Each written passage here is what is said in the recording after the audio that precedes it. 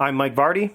Meal planning is important because it prevents us from being a disappointed wreck when dinner time comes around and we have no clue what to make, or even if we have the ingredients to make the meal.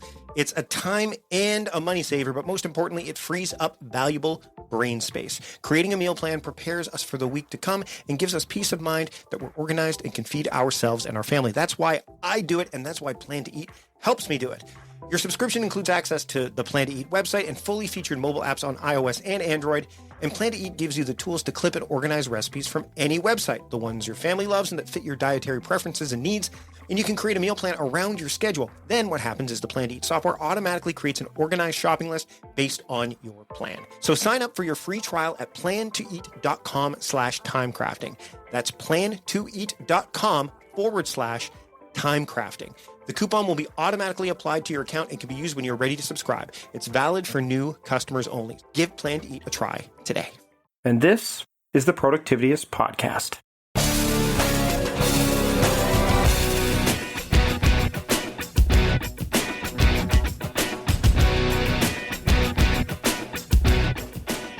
Welcome to the Productivityist Podcast. I am your host, Mike Vardy, and with me on the show today, we have a fellow Canadian, Corey Poirier, is on the show today. He's an award-winning keynote speaker, host of the top-rated Conversations with Passion radio show, and he's been featured in one-hour television specials on Eastlink TV and Teletelevision, and he's a columnist with Entrepreneur Magazine. He's interviewed over 4,000 super achievers, so we're putting him on the other side of the microphone for this discussion. We also talk a little bit about how he got his start before he dove into what he's doing now, and it might sound a bit familiar to maybe how someone else kind of got into what they're doing now. Anyways, as they say, the path to success is not necessarily a straight line, and Corey's definitely further evidence of that. We're going to get right into that interview right now. Here's my discussion with Corey Poirier here on the Productivityist Podcast. I'd like to welcome Corey Poirier to the Productivityist Podcast. Corey, thanks for joining me today. Awesome. Thanks so much for having me, Mike. Really excited to be on board. So, Corey, you are no stranger to being in an interview setting, but you're normally on the other side of the microphone, right? Yeah, it's funny because I would say that I've done a lot of media on this side of the microphone, but it probably numbers-wise, it still be a long time before I ever catch the other side. So basically, what we're going to talk about today is just the idea of I'm a speaker. I do quite a bit of speaking, not as much as you do, but I do my fair share. And I want to talk about the power of speaking and what that can do in terms of, delivering and delivering enough, like the knowledge, insights, wisdom, things like that. And I mean, wisdom is probably not the best word, but getting to the point where it pushes people and propels them to action. First off, what brought you to the world of speaking? Because I think the journey to that is different for every single person that ends up taking the stage to speak. Yeah, interestingly enough, I'd maybe be able to make the argument that my journey was as unique as you can possibly get, in the sense that it definitely isn't the traditional, I'm going to say, introduction. So what happened for me is that I had only spoken in front of an audience like less than a handful of times until 2002. And previous to that time, I was in sales. So I actually had a lot of experience speaking, obviously, one-on-one and sometimes one-on-two or three in a meeting type setting, but it was very limited. And I had a small business when I was 19, and I got invited to speak on difficulties young entrepreneurs face. But I essentially delivered, but I turned different colors. I don't remember a word I said. And people came up afterwards and said, "Loved your talk. You were so passionate." And I said, "Well, what did you like about the talk? What did you take away?" And they said, "I don't even know. When you're up there, I wasn't even sure what you're saying. You were going in so many different directions, but you were passionate." And I liked that, and it inspired me. So it was, it was an eye opener, but I also was still so terrified of it that I just kind of left it be where it was. And so here's where the journey for me was kind of a unique one, is in 2002, I was invited to try my hand at stand-up comedy. I went through a workshop, and third week of the workshop, we were invited to a comedy club. The idea is we were going to watch people perform stand-up in front of us, and we found out literally 5 minutes to showtime that we were actually the comics. So the guy kind of set us up.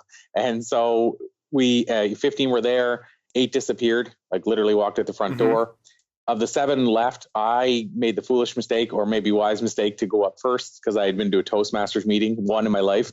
And I learned that if you're going to face a fear, you should go up first, especially if you're like speaking. So I jumped up on the stage while the other comics were literally still debating who's going to go up first, and then grabbed the mic, told my first joke, told my second joke, only to find out that the mic wasn't actually turned on. So I was obviously greeted with a lot of silence. And that was kind of my, I'm going to say, forced way into the world of speaking, because I actually performed that night once we figured out the mic wasn't turned on, and then I kept going back week after week, and ultimately I ended up performing over 9 years. I performed 700 shows, but in the early stages of that, probably in the first year, I realized pretty quickly there were parts of comedy I loved and there were parts I really didn't care for so much.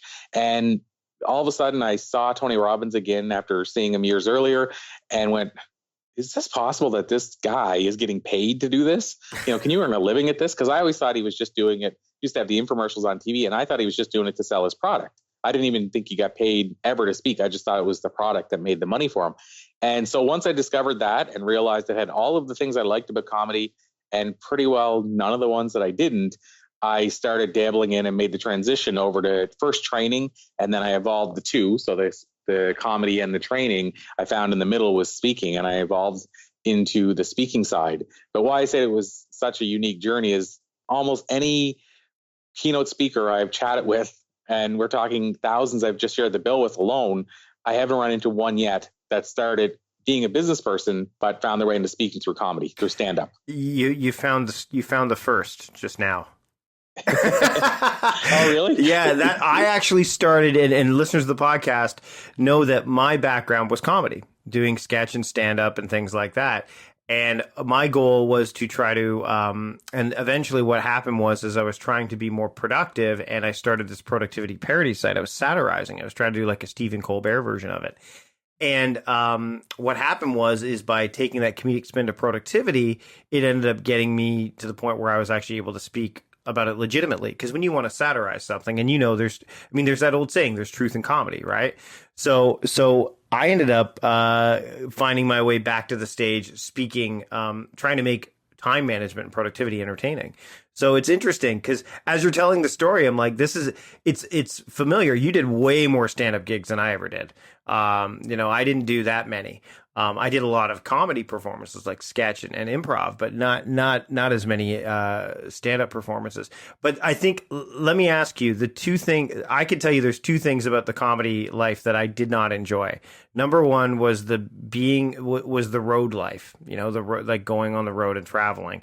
And number two was the remuneration, the pay that you would receive.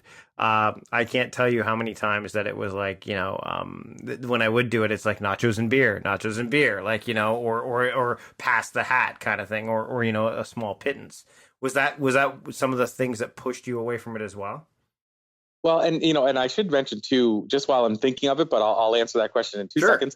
But while I'm thinking of it, there was one other person I knew that sort of didn't follow the same path, but at least started with stand-up. And we've interviewed him. I interviewed him not on the show, but when we used to have a business publication. His name is, I'm going to pronounce as best I can, but Darren Lacroix. And he was a world champion Toastmaster. And then he started performing stand-up comedy in Vegas. I don't think he performed many shows. Like, I want to say, if I was guessing, probably less than 50, I would say. And then he launched teaching other people how to speaking programs. So I don't even know how many corporate talks he did before he actually started teaching people how to speak. But of course, he had that unique positioning of being the world champion of Toastmasters for a specific year after beating out 25,000 other people. Wow. So, but I don't know if you could say he started the stand-up journey because he actually did the Toastmasters thing first. Anyway, so that was, if I'm being full disclosure, he's the only person I know that was close to us in terms of that sort of journey.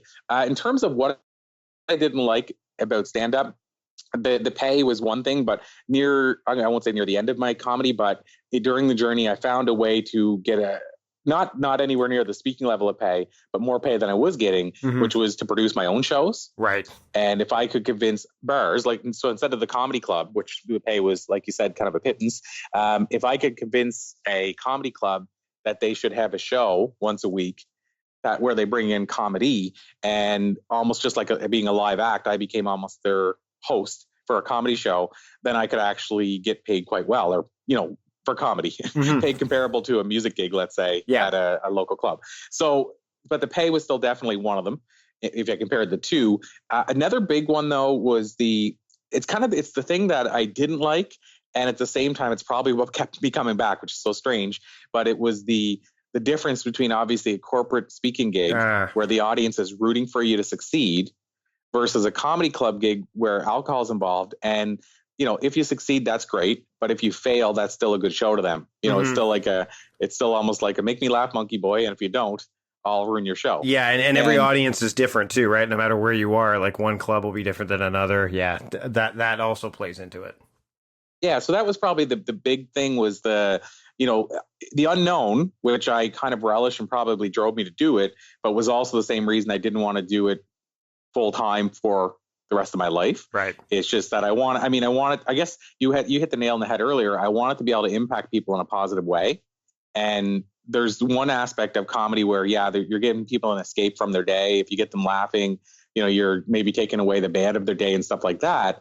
But you're probably not going to be able to move them into action in a way that can transform their life on a regular basis. And speaking offers that. So I didn't like that comedy was limited in what the potential was, I guess. Right. And that's the very reason why I probably won't go back to it. I like to throw humor into my talks, but I definitely can't see myself going back and doing stand-up anytime soon, if ever. So you made the transition, and what was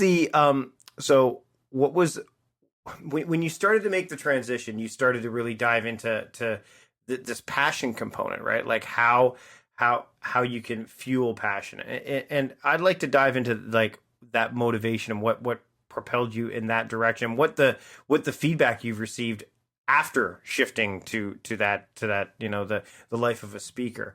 Why is passion such a critical component in your work, and how do you kind of dive deep into it and continue to dive deep into it?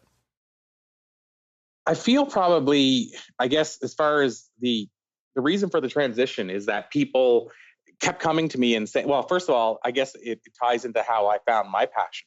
And so when I was, I guess, probably mid-20s, I'm going to say that I liked my job. I didn't love it, right, but I liked it. And so the passion side is, I wasn't living my passion. And so all of a sudden what happened was that, for me, I guess I was 25-ish and I started performing stand-up. So I'm going back to the stand-up for a sec. And then all of a sudden I discovered the speaking thing that was my passion. So people saw a change in me. And when they saw that change in me, they started asking how. Mm-hmm. So that was the real reason behind it. Right. And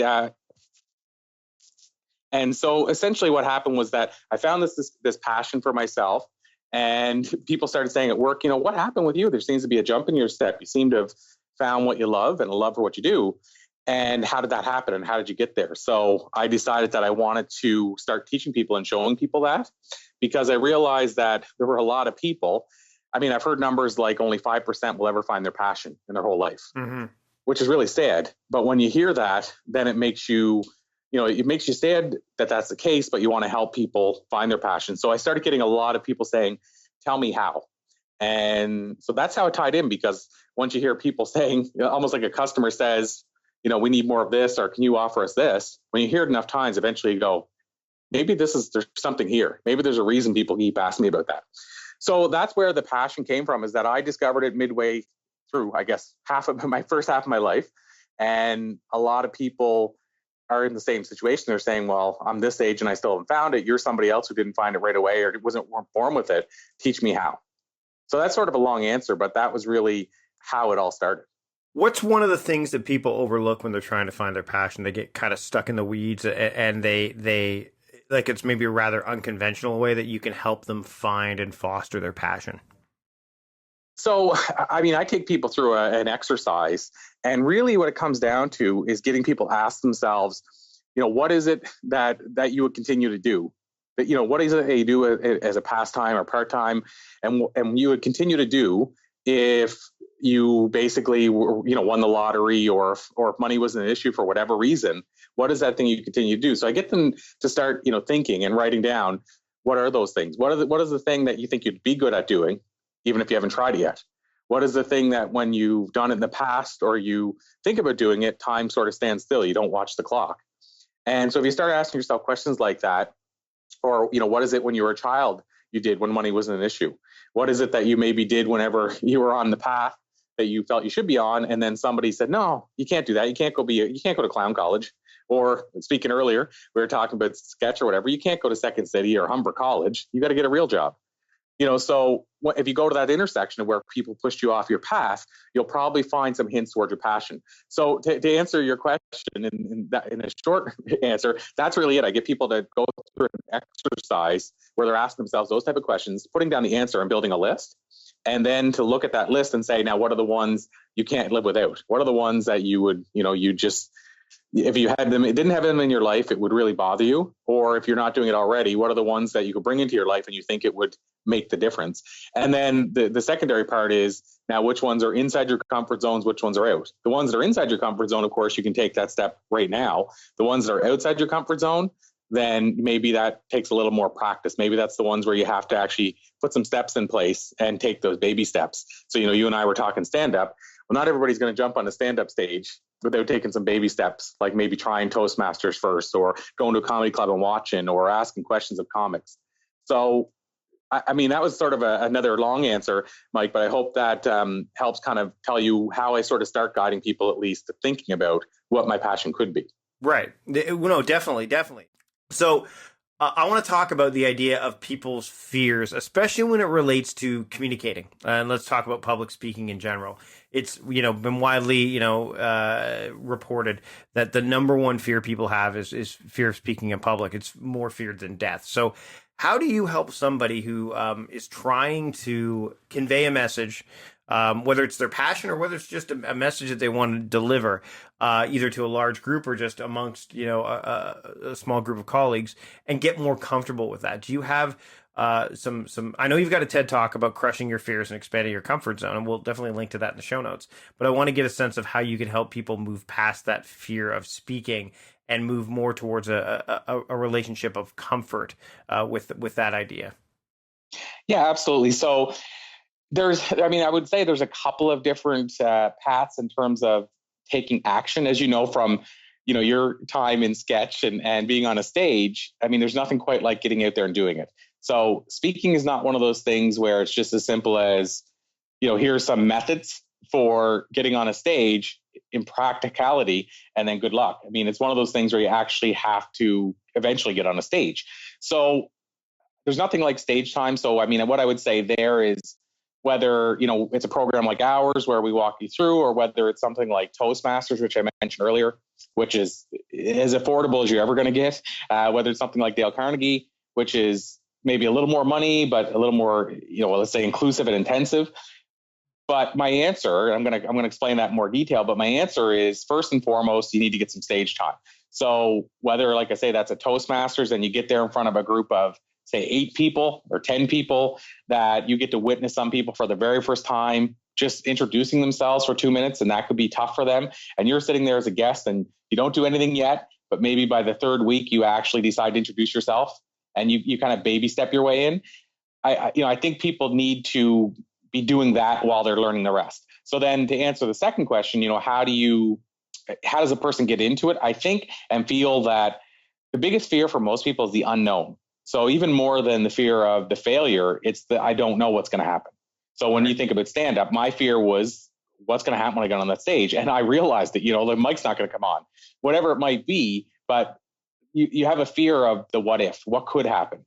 And so you start then basically perceiving all the what ifs. So what I take people through is, first of all, they need to get the comfort on the stage, as I mentioned. And that could be actually also, we have a thing set up so that when we do our speaking program Q&As and people record videos, and so we get them to submit those things. And the Q&A, it's like everybody in the program gets to be on a call with each other, and they're articulating and speaking. And some of them will tell me that was their first time ever speaking in front of somebody. Then we'll bring them onto our show. You mentioned our show earlier. And that for some people, like my first time on a radio show, I was covered in sweat, even though nobody could see me. And so what I'm getting out of all this, and it relates back to my talk you mentioned, is you need to take baby steps. I think for most people, if you're starting with feeling this fear is greater than death, so Jerry Seinfeld's made the joke that means if you're at a funeral in relation to public speaking, you'd rather be in the casket than having to do the eulogy. So if that's the case for most people, then you need to baby step your way in. You're not going to be able to just do what I did and fall onto the stage and then hope for the best. And so you have to figure out what are those baby steps. So in our program, we take them through, like I said, getting to be on a speaking Q&A where they're actually talking to other people. And now with Facebook Live, taken through something like that. So these are almost, for some people, these are like speaking moments where I would happen to walk on the stage, and then we'll encourage them to find a local Rotary or Toastmaster and sort of cut their teeth there as well. But it really becomes down to doing it in small scale and baby steps and not expecting that you're going to jump in head first. And so that's one side, because if you, and you probably know this, especially on the productivity side, if you carve your whatever that goal is into smaller chunks, and then you list them as baby steps or baby goals, and then you reward yourself after you take each one, you're going to start to gain confidence that you can do the big one, which in this case, what we're talking about is being on the stage in front of a large audience. So if you can do them, like get in a Toastmasters group and do a talk in front of 3 people, and it's only your introduction, which lasts 2 minutes, and then you reward yourself afterward, that's going to give you the confidence to take the next step. And it's not going to seem like such a big step if you've taken 10 baby steps to reach that big one, rather than trying to take one big giant step. So first of all, I'd say take baby steps. Then I would say don't try to necessarily do it alone. Use a buddy system if you have to. So just like people working out, they have a better chance of being successful getting to the gym and doing workouts if they're with a buddy. Find a buddy that wants to conquer a fear of speaking and actually go with them and have an accountability partner. Maybe you go to Toastmasters together. Maybe you're in our program, you do a Facebook Live together. So basically get that confidence for somebody else that you know that you're not going to fall alone like you have to in a stand-up comedy setting where it's just you and a mic. Mm-hmm. You're not going to fall alone. You actually have somebody to help support you. So those would be the kind of the 2 things I would say to help a person ease their way in, because if it is a big fear and their number one fear, they're not probably going to be able to jump right in cold and conquer it first thing. And, I think the advice you're offering doesn't just hold true for public speaking. It's for really anything. Like you said, productivity, you break it down to smaller steps, and then you have somebody that you kind of involve somebody. You have an accountability partner, someone that you can lean in and talk to. I think that applies to more than just speaking as well, which is great. Now let's talk about your program really quickly, because you mentioned your program, and I'm sure my listeners are interested in hearing a little bit about that, especially those that are interested in becoming speakers or just wanting to explore and go down that path a little bit. Can you dive into that a little bit? Yeah, absolutely. And as you know, from being in the speaking field, there's so much to it. And that's why, I'm even careful when I'm sort of giving the advice on, let's say, how to conquer the fear, because it's such a big thing. And there's so many little elements that can go into it. And so those little nuances, those little things that most people maybe don't learn when they launch a speaking career on their own for years and years, what we're trying to do is teach them that right from the jump, maybe help them avoid a lot of the bad habits that even I took on when I first started.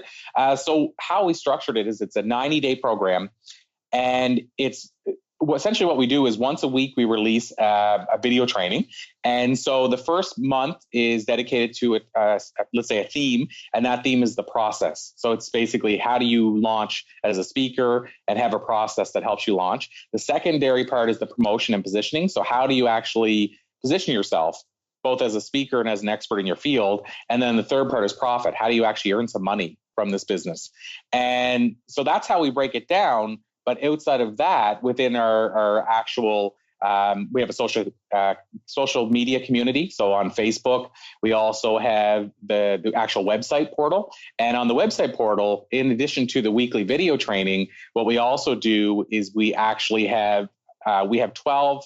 This last time around, we had 12 experts, and we're talking everybody from Tom Ziglar, so the son of Zig Ziglar. They have their own speaking program. Well, we have Tom sharing what he's learned over the years, helping facilitate the Ziglar speaking program. We have Judy Carter talking about comedy. She wrote the Comedy Bible, which is the book that Oprah brought her on the show, talking about how do you deliver with humor. So we have Judy revealing how to deliver with humor. We have an Olympic gold medalist, talking about how she wanted to be a speaker who would just happen to have gold medals instead of being a gold medalist who actually gets paid to show up just because she has gold medals. And, how hard that was for her to make that transition. So we have these experts that are sharing weekly as well. And then in addition to that, to make it a little more immersive, we have homework at each stage. And we have, one of the things I love too, is like we have one tonight, a speaking program Q&A. So this is where we have people on a call and they're going to essentially ask questions about, here's what I've run into since the last time, here's what I want help with. And what's really cool is other people in the program sometimes will actually offer their insight because they have maybe a unique perspective. It's not just a Q&A with me, it's actually a Q&A with all of us. And so we have that component. And so it's really just, we're adding stuff that we feel as a speaker, you need this part of your journey and you need help in this area. And here's a new thing that just came up, so let's incorporate it in. And the new question I'm getting by everybody is, how do I get a TED Talk? So of course, that's a new part of the program. This upcoming time is putting in, what does it take to deliver a TED Talk? How do you actually even get one? What's involved in it? What's the feeling of delivering one? How can you position it later on to help your career? So it's all that kind of stuff. So basically I look at it like it's a speaking program 101 that teaches you how to do everything from the very first day you decide I want to get into the speaking business to now I'm on the speaking circuit, but I'm not getting paid what I'm worth. So how do I take it to the next level? Where can people learn more about the program? So the website is pretty easy. It's thespeakingprogram.com. Awesome. Before I let you go, I have one more question, and I want people to be able to leave here today with one action item they can do to kind of fuel their passion, to move things forward. So if you could give one baby step, I guess is the best way to put it, that people can do today as soon as they stop listening to this episode, as to how they can fuel their passion and kind of propel it forward, what would you give them? Well, it's and I don't want it to be like, let's say, one of those things where it's an easy answer. Like I don't want to, just be a cop-out answer and say, well, go back to this. But I have to say, probably, if I'm thinking about what is the step they could take, what is the step I wish I knew whenever I was saying, where is my passion? How come I can't find it? I would say I told you earlier, the process that they take people through, I would ask them to start that process. So to take a pen and paper, I mean, they can obviously, a listener can, sit down with a laptop or a phone or whatever they want to do. But I like pen and paper. I'm old school, but take a pen and paper or whatever that means to you or looks like to you. And what I say, sit down and start asking yourself those questions. What is it that you would do if you money wasn't an issue? What is it that you think you'd love to do? What is it you're good at? What is it that people say you should be doing this? To sit down and actually maybe spend a half hour with yourself making that list, and then, order the list and say, what is the one that I could try first? Like, let's say you come up with 6 things. Then I would say, what is the one I think? What is the one that gets me most excited? What is the one that is inside my comfort zone so I can start it today? I would say, because you want to obviously take action. You don't want to take the hardest one on the list that you're terrified of, like comedy, let's say, if that was your list. You don't want to take that one first. Get the easy one, the one that doesn't seem like it's massive. And then go one step further. Let's say that one that doesn't seem like it's massive for you. I'm just going to use this as an example. Let's say you want to be a photographer, and let's say that's one you wrote on your list. Then, the massive step might be to go out for 3 hours taking pictures of birds. But or whatever that is that you like taking pictures of. But if you've never done it before, that might be a little intense. So maybe, just maybe, it involves going to a Staples or a box store and asking about cameras and learning a little bit about cameras. Maybe it means signing up for a photography course and taking that first step. So the first part I would say is to spend some time with the list, figure out what it is you think you might love to do, and then go into those areas and say, what is a baby step, going back to your point, that I can take right now that'll start this journey? So that could be, like I said, looking up local courses that, let's say if it was in photography or whatever the subject is, reaching out and maybe just signing up for that program. That could be your step starting now. And make sure when you take that time to set aside, I'll just add to this, that you put your phone as far away from you as possible. Like, turn it off. Like, no notifications, none of that. Be you with yourself. And that way you're not distracted, so you can focus intently on this. Would you agree?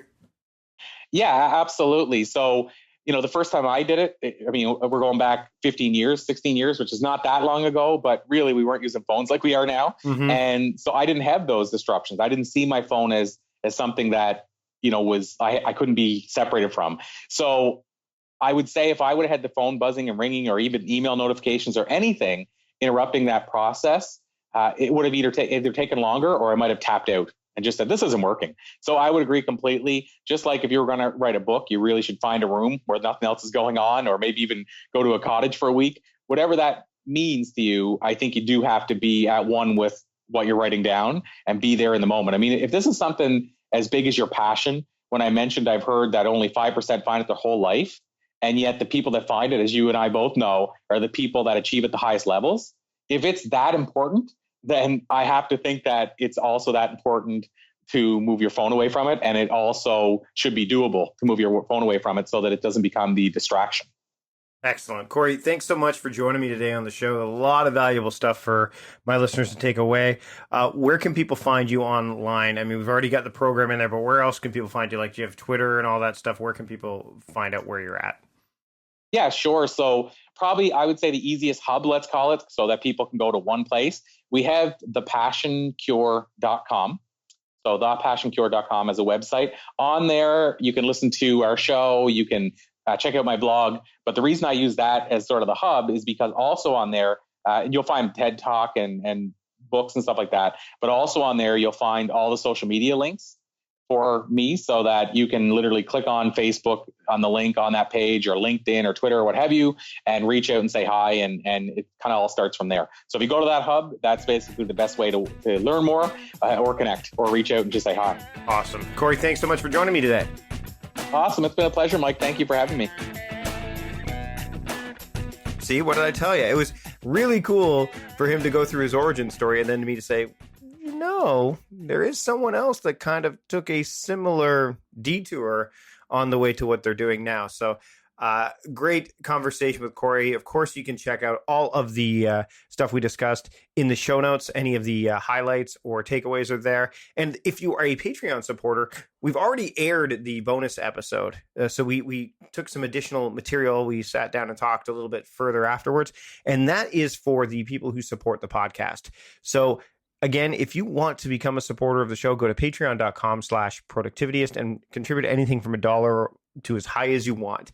It'll help go into the show, make the show better and better. All the money that goes towards this membership goes right back to the podcast. So there you have it. And if you can't support the show in that way, then a rating or review on iTunes would really, really be helpful.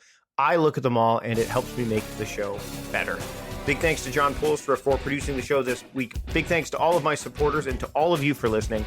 Until next time, I am Mike Vardy, the host of the Productivities Podcast, reminding you to stop guessing and start going.